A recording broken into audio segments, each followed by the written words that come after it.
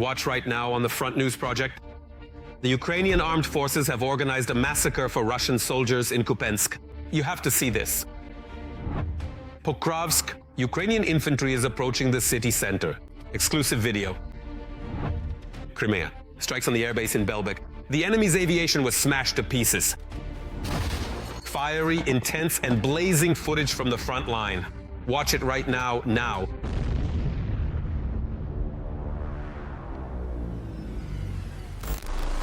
Greetings, this is Vladimir Timoshenko with you, and we're starting right away with the most important news. Z-bloggers are in a panic. The Russian army has effectively lost control over Kupyansk, a kind of gift under the Kremlin's Christmas tree from the armed forces of Ukraine. Putin obviously is furious. The complete liberation of Kupyansk, of course, affects the overall situation at the front, no matter how much they try to downplay this brilliant operation by Ukrainian defenders in Moscow. So what exactly will change? You'll find out now. The armed forces of Ukraine are defending Kupyansk in the Kharkiv region.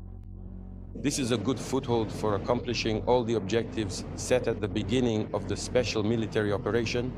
That is, from here, from this foothold, from this sector, it is convenient for the Russian army to move in all directions. However, the Kremlin's latest plans were shattered by the powerful fist of the Ukrainian army. After the AFU cut off the salient north of the city, all key corridors for penetration and supply of Russian troops in the city were blocked. As a result, enemy units were effectively isolated. The remaining Russian soldiers in the city are deprived of the ability to evacuate the wounded, receive reinforcements, water, or food. At this point, every day a certain number of those holed up in corners are being eliminated, and there is nothing they can do anymore except surrender or self-destruct. Senior Lieutenant of the Defense Forces with the call sign Alex, author of the Telegram channel Officer. The operation to cut off the occupiers' supply routes was coordinated by the 2nd Corps of the National Guard of Ukraine, NHARTY. Assault units were involved in carrying out the tasks, as well as the Achilles Drone Systems Regiment. This made it possible to systematically put pressure on the enemy both from the ground and from the air. The defensive line has held and continues to hold. Additional assault units conducted raid operations, advancing and clearing territory step by step. They moved through the settlements of Kondrashovka and Rodkovka, thereby cutting off these localities from the western side of the Oskol River. Unmanned systems were also used. Thanks to the active search and strike actions the Ukrainian Defense Forces managed to repel, they pushed the occupiers away from Kupyansk and took control of almost 90% of the city's territory. For the Russian Federation, this resulted not only in serious reputational losses, but also in strategic setbacks. In the first place, this has informational and political significance. The Russian Federation will be faced with the fact that all previous statements at the highest representative level, and we are talking about statements by the Russian dictator regarding full control over this settlement, will be shown to be unfounded. A. The armed forces of the occupying country, and B. The information voiced at the highest representative level by the occupying country does not correspond to reality. In other words, these are extremely serious image losses, and a blow to the subjectivity of the Russian Federation during the negotiation process. The occupiers considered Kupyansk as one of the key strategic directions for their offensive. The Russian command repeatedly shouted about the capture of the city. But the situation turned into a trap for the enemy, an unusual information collapse for Russia. The statement by dictator Putin that Kupyansk was surrounded, 12 battalions were encircled, then they claimed that they completely controlled Kupyansk. It's all lies and provocation. Finding themselves under attack and unable to hold their positions, Russian units began to massively whine even on their own military Telegram channels. Analyzing the real state of the front and the scale of losses, the occupiers were forced to admit the complete failure of the Kupyansk operation. Moreover, even Russian media acknowledged the defeat of their own information campaign.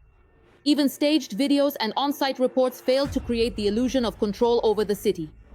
In Kupyansk, the situation may be worse than previously thought.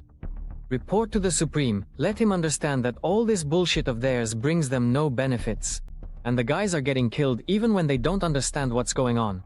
Judging by this map, the Russian armed forces have already lost almost all of Kupyansk's territory. In this case, after a long period of lying, they are finally admitting the objective reality, which simply can no longer be denied. The situation for Russian troops in Kupyansk is not critical. There is no situation for Russian troops in Kupyansk because they are no longer there. They are not actually fighting in the city itself anymore. Some small scattered groups remain, up to 100 people. I've seen such an assessment. They are still in the city, but they are no longer fighting for it. They're more fighting for their own survival now. A separate symbol of the failure of Russian propaganda has become the mysterious disappearance of Colonel General Sergei Kuzovlev. On November 20th, he reported to Putin about the alleged complete occupation of Kupyansk and even received the title of Hero of Russia for it. However, already on December 12th, Ukrainian President Volodymyr Zelensky arrived in Kupyansk and recorded a video from there, completely disproving the Kremlin's statement. In addition to that, the extraordinary title as well. The rank of Major General was awarded to the commander of the Russian division that was directly involved in the street fighting in Kupyansk. In other words, this is the tactic of so-called advances when the general staff of the armed forces of the occupying country, trying to please the Russian dictator, provided information that was not confirmed by the actual situation on the front line. Right now, the main fighting has shifted to the north of Kupyansk. The ground operation is ongoing.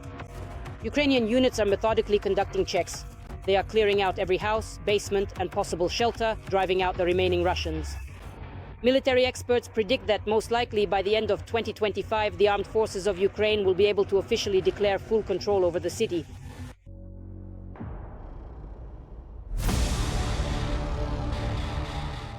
And now let's analyze the operational situation on the blazing Pokrovsk front line. Fierce fighting continues. On the Pokrovsk front, our defenders have stopped 36 assault and offensive actions by the aggressor near populated areas. Ivanivka, Rodinske, Chervony, Lyman, Kotlina, Udachna, Molodetska, Suketska, Mirnohrad, Pokrovsk, Dakhna, Filia, and in the directions of Hrishine and Novy Shachov. Meanwhile, Ukrainian military units from Skala broke through into Pokrovsk using military vehicles. They managed to deploy infantry, secure their positions, and are continuing to advance toward the city center. To break through, they used an Abrams tank, which covered the column and was hit by an enemy FPV drone. At present, according to the defense forces, about 40% of the city is under the control of the Ukrainian army. But the situation is truly difficult. Fighting and enemy assaults are ongoing. Special correspondent for TSN, Yulia Kirienko, will provide detailed coverage and show you more. Den and Mesyats, show me the tanks. I don't see the tank, guys. Shots from cannons raise smoke that covers the road along which 4 armored vehicles are moving. Defense forces are breaking through into Pokrovsk. Judges at the gas station, right at the gas station. This is the northwestern entrance to the city. It's very familiar to those who have often been to Pokrovsk. And there you can see the stele with the city's name on it. The very one where not so long ago the Russians tried to hang their tricolor flag. Now this road is the route for our soldiers entering Pokrovsk.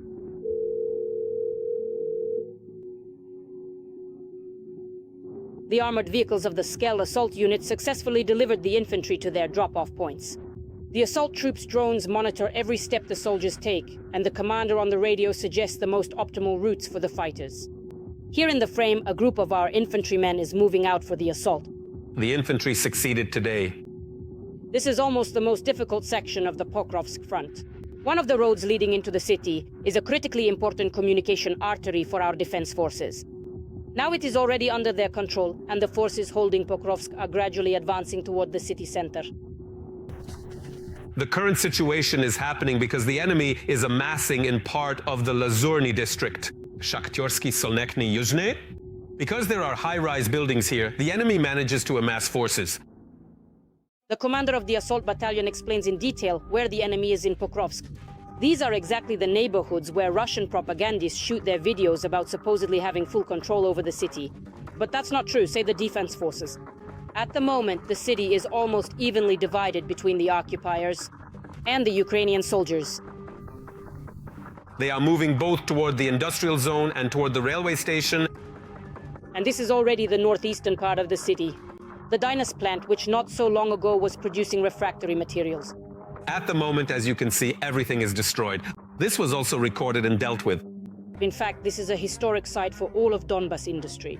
But now it is a battlefield where Russians were hiding in the remains of the buildings.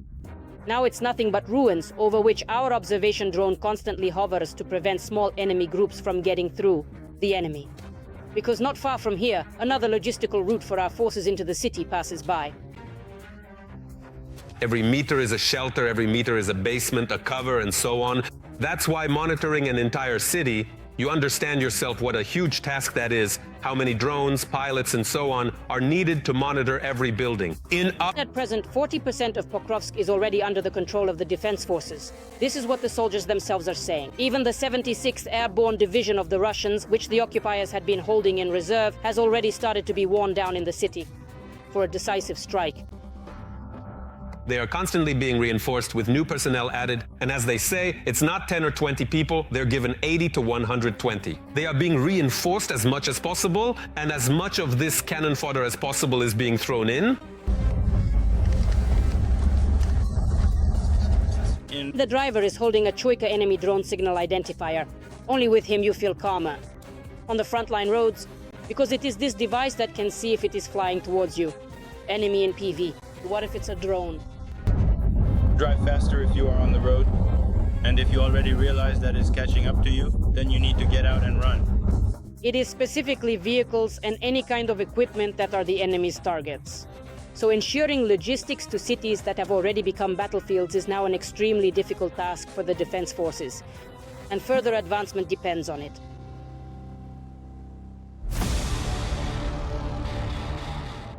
And here is another extremely important topic. Strikes on Crimea have entered their most intense phase since the beginning of the full-scale war.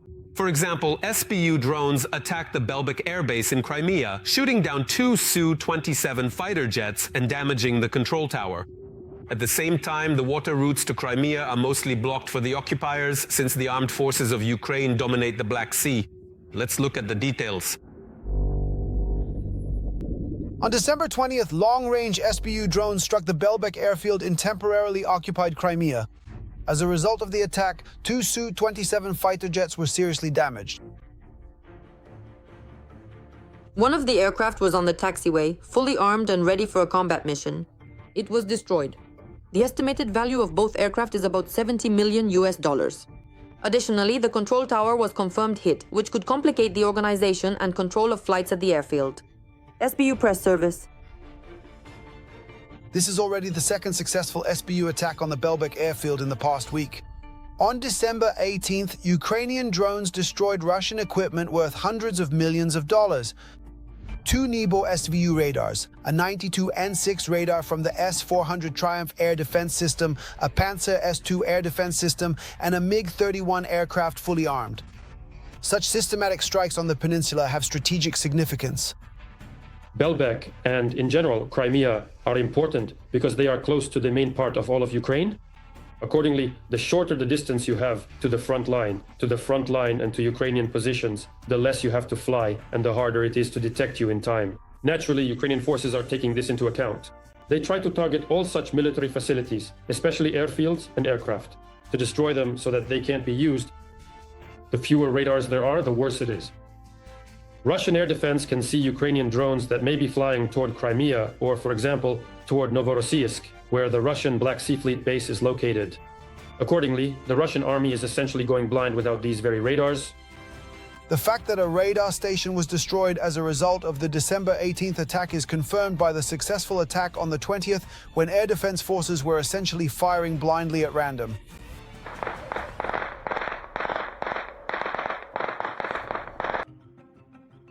Back in 2021, Belbek was the most important Russian air base in Crimea. Up to 46 Su-27 and Su-30 fighter jets from the 38th Fighter Aviation Regiment were stationed here. There was also a contingent of about a dozen Su-34 fighter bombers and a number of support aircraft and helicopters, as well as numerous radars and air defense systems. Now, almost all military aviation has been removed from the peninsula, and what remains is being systematically destroyed by the Ukrainian armed forces. Regarding this Varshavyanka, we can already say that this is not the first loss of a Russian submarine in this war. They were in fact the very first country since the devastating World War II to tragically lose a submarine in actual combat operations. And now they've already lost 2. In Crimea, the Russians haven't left anything valuable from their fleet for obvious reasons. The main reason why the remnants of the Black Sea Fleet still exist is their mobility and stealth. In terms of mobility, it means constantly changing their anchorage. The ships are constantly being moved around the harbor or taken out of the base if they realize we're planning to strike.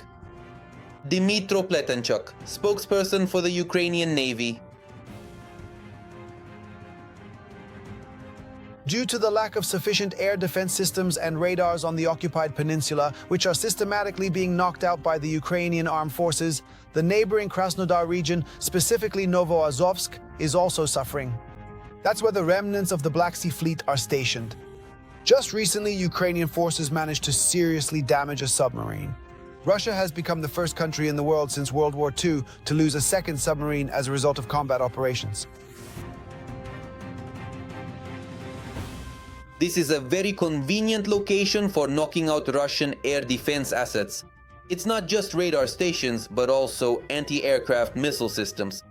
Even the radar for the unique S-500 was destroyed there. The work is being carried out methodically, and the enemy cannot help but defend the military facilities it has on the occupied peninsula and is forced to reinforce and replenish its air defense assets. Air defense. Oleg.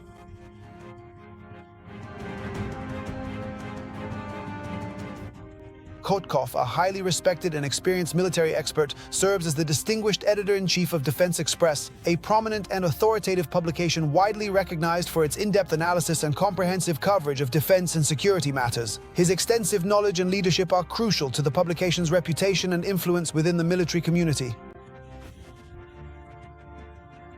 Both ships and aircraft are being withdrawn from the peninsula since the equipment is being systematically destroyed.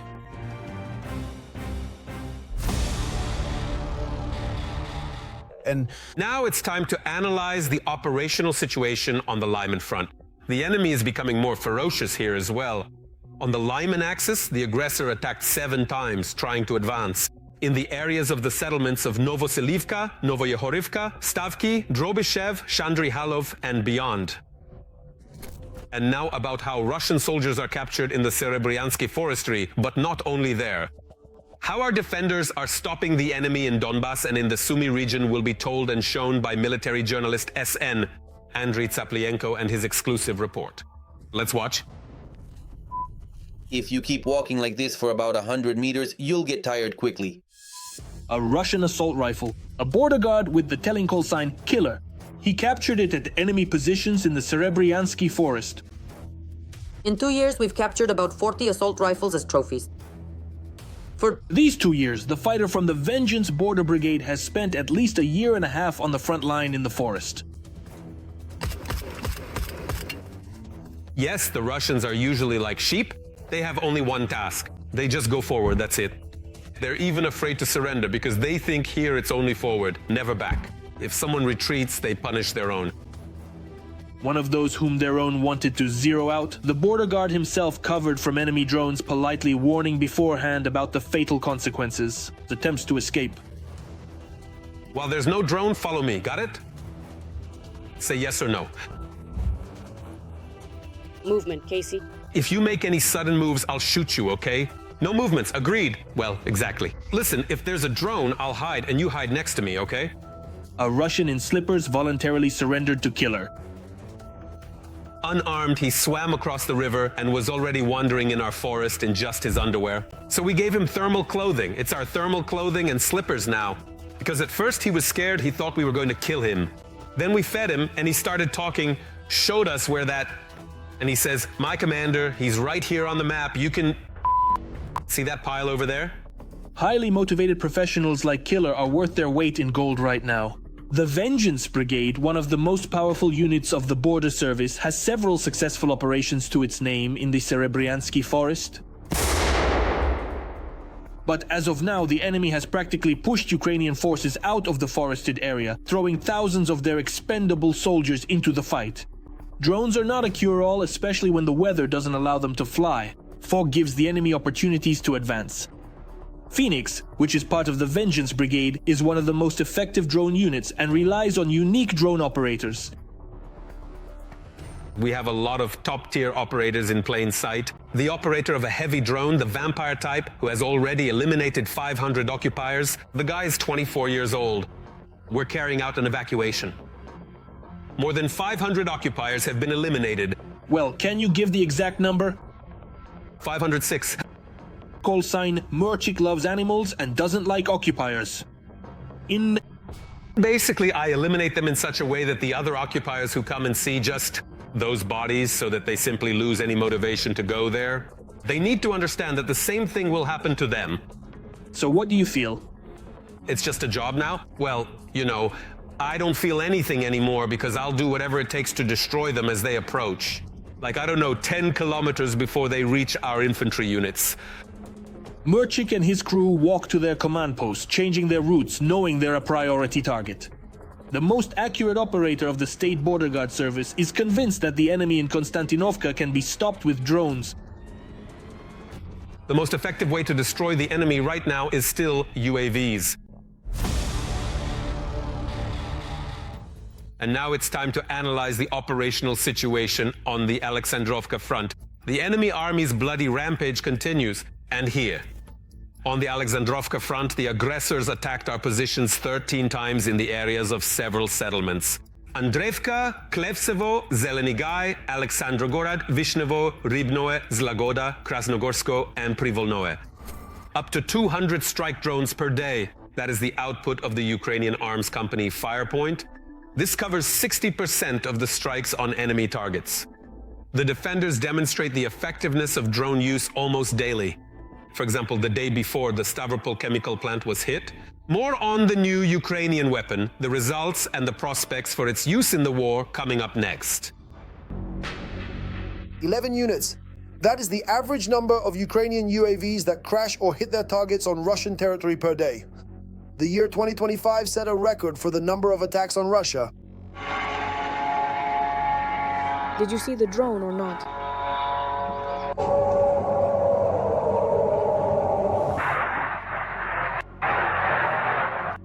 Gress is on fire. Sleep. The number of UAV attacks in which the drone crashed or reached its target in Russia in just part of 2025 increased by 33%.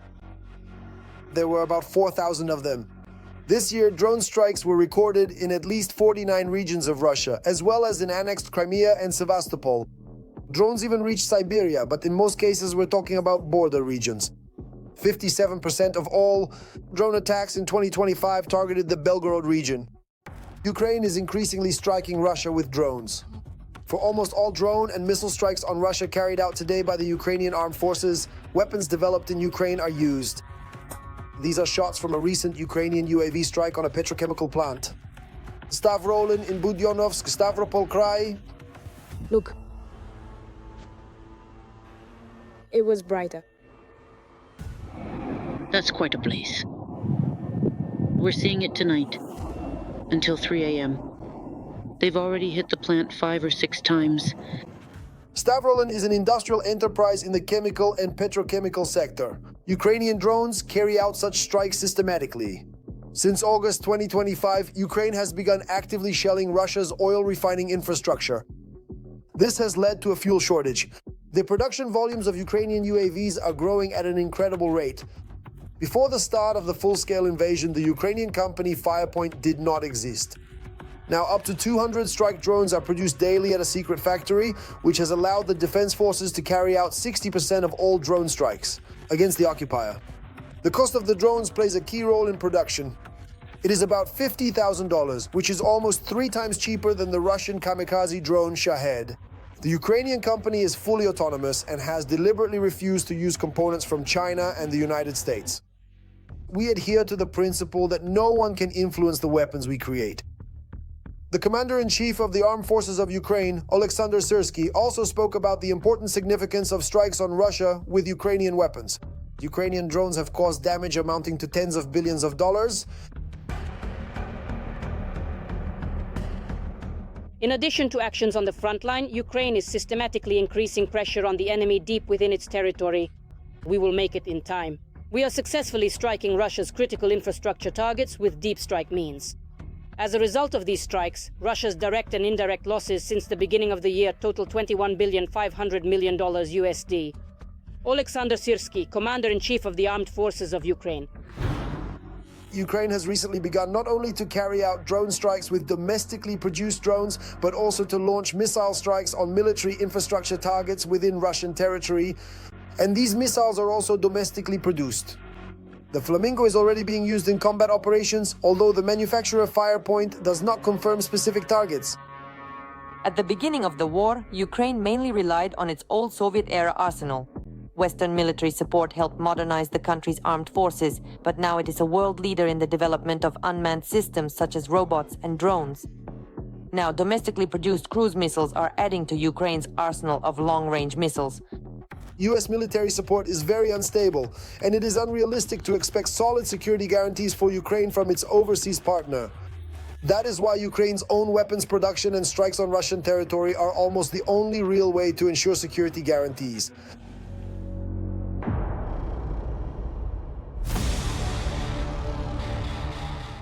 And now let's move to Huliaipol, the Polish and Orikhiv directions of the front. The Russian world continues to destroy, kill, and maim here as well. In the Huliaipol direction, the enemy attacked our defenders' positions 21 times near the settlements of Sladkoye and Huliaipol. In the Orikhiv direction, the enemy tried once to break through our defenses. In the direction of Pavlivka, they were repelled and retreated. Powerful explosions and a fire in Zaporizhzhia. The Russians dropped aerial bombs on residential areas, infrastructure facilities, and an ordinary apartment building. So far, 4 people are known to have been injured. Our correspondent for KTSN, Daria Nazarova, knows the true scale of destruction after the cowardly attack by the occupiers, which means now you will find out too.